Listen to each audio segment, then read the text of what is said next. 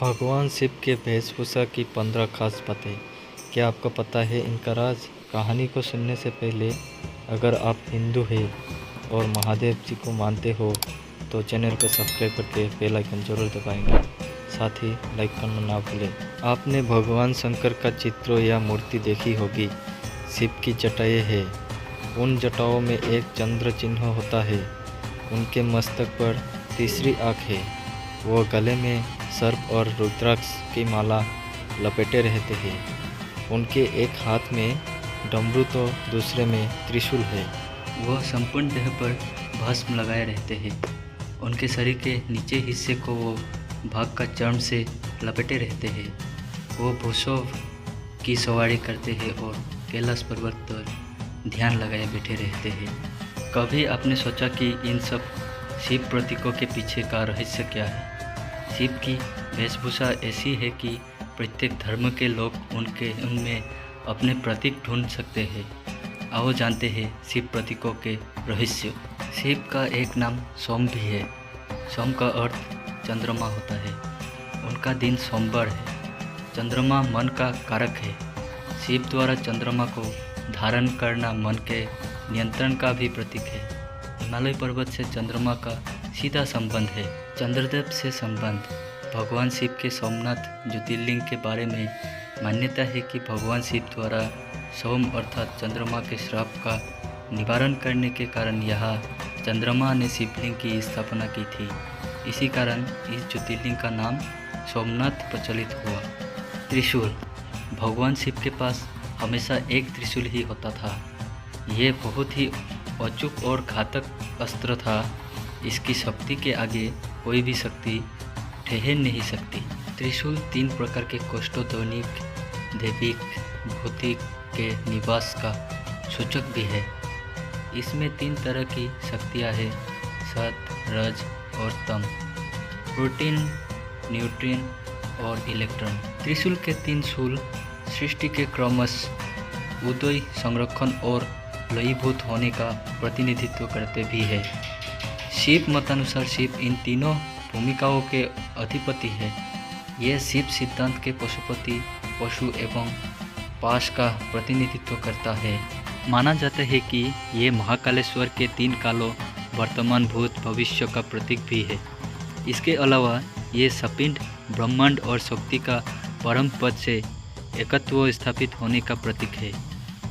ये वाम भाग में स्थित जरा, दक्षिण भाग में स्थित पिंगला तथा मध्य देश में स्थित सुषुम्ना नारियों का भी प्रतीक है। शिव का सेवक वासुकी।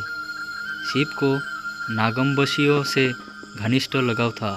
नागकुल के सभी लोग शिव के क्षेत्र हिमालय में ही रहते थे। कश्मीर का अनंतनाग इन नागवंशियों का घर था। नागकुल के सभी लोग शिव धर्म का पालन करते थे। भगवान शिव के नागेश्वर ज्योतिर्लिंग नाम से स्पष्ट है कि नागों के ईश्वर होने का कारण शिव का नाग या सर्प से अटूट संबंध है।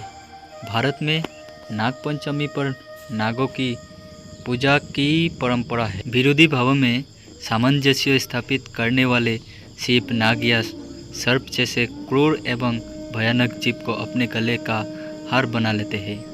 लिपटा हुआ नाग या सर्प जकड़ी हुई कुंडलिनी शक्ति का प्रतीक है। नागों के प्रारंभ में 5 कुल थे।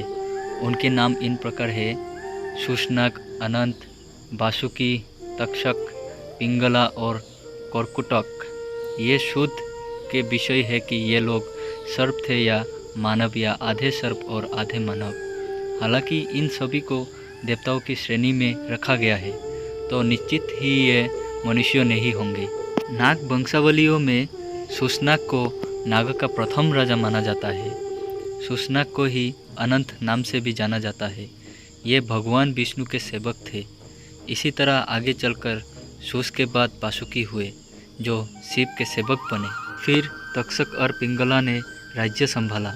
वासुकी का कैलाश पर्वत के पास ही राज्य था और मान्यता है कि तक्षक ने ही तक्षकशिला बसाकर अपने नाम से तक्षक कुल बचाया था।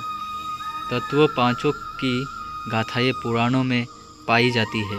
उनके बाद ही कर्कटक ऐरावत, धृतराष्ट्र, अनत, अहि, मणिभद्र, ओलापत्र, कंबल, अंस्तर, धनंजय, कालिया, सुफु, दुधिया, काली, तख्तु, धूमल, फाहल, काना इत्यादि नाम से नागा के वंश हुए, जिनके भारत के भिन्न भिन्न इलाकों में इनका राज्य था।